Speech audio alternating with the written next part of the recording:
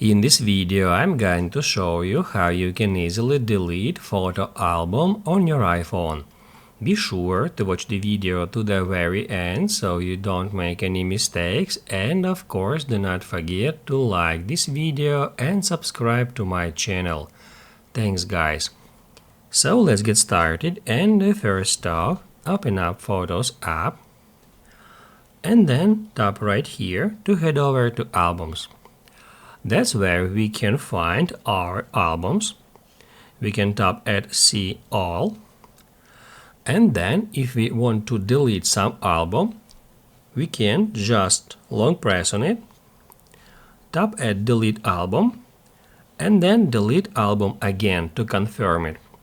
Keep in mind that even if you delete an album, the photos will not be removed. If you would like to remove some photos from a particular album from your device and from the iCloud, open up that album, long press on a photo you would like to delete, and then tap at Delete. If you would like to delete several photos, tap at Select. Then select photos or videos you would like to delete, and then tap right here at that trash icon. To continue, tap at Delete.